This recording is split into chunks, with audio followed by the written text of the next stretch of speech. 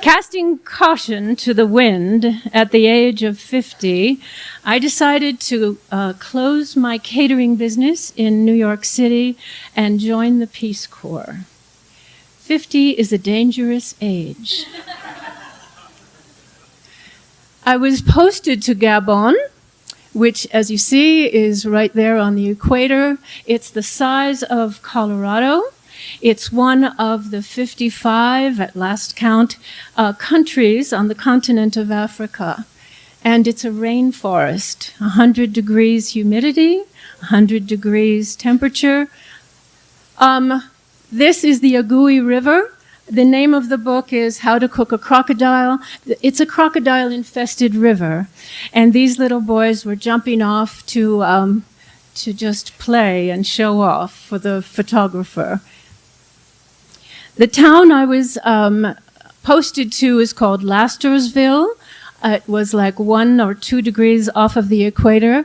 My house was on a hill, and it looked out over the Agui River there. It was 10 hours by train from the capital, Libreville. That was my house. Don't be fooled by the air conditioning units.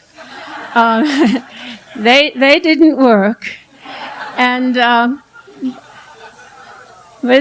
everything kind of breaks down in the rainforest, and that was an example.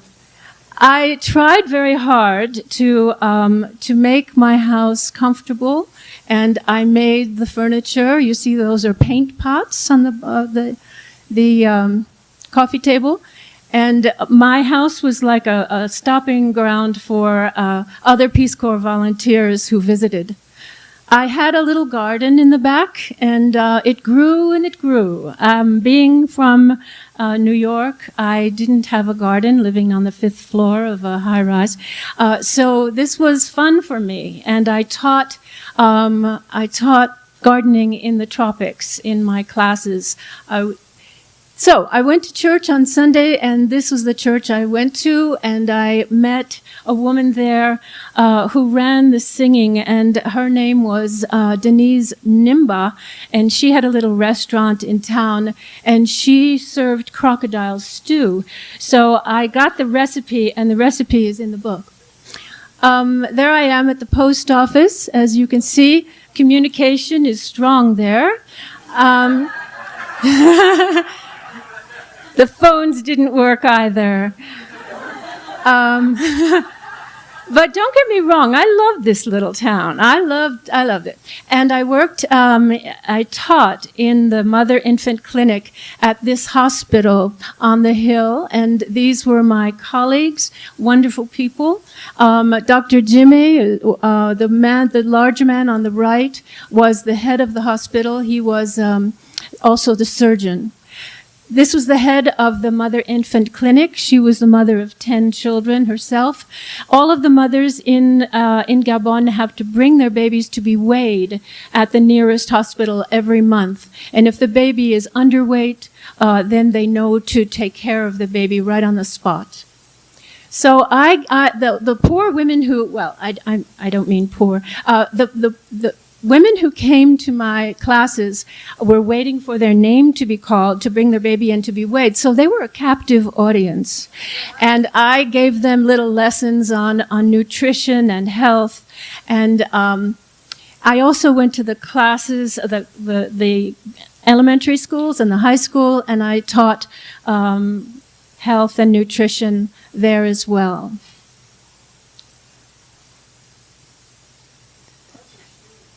Thank you.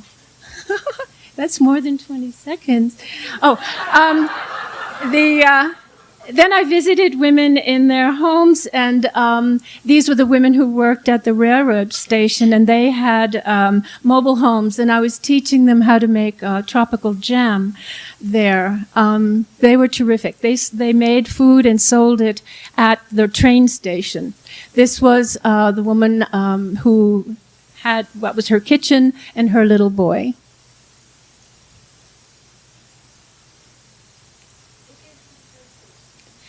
Well, the town that I was in was a train stop, so anybody wanting to take the train would get on it there.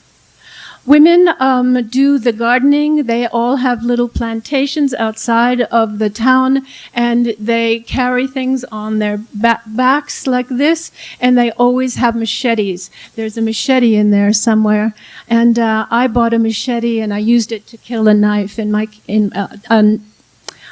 snake in my kitchen. This was my maman. She sold sausage sandwiches, really bologna, and she was a darling, and I visited her every morning at the marché. I gave little lessons for the children in nutrition as well, and health. And this was a puppet I made. Her name was Chantal Chanson, and she sang a song about washing your hands in French, and washing your hands with soap and water, and it was a hit. It went to the top of the charts. This is that most people cook outdoors because it's so hot there. They cook, on wood and stones and with a big pot outside. I also gave cooking lessons in my home, and they could be adapted for outdoor cooking. This is a typical scene, and the people are wonderful, and I had a wonderful time. I encourage you to take a sharp turn when you turn 50, if you haven't already. Thank you very much.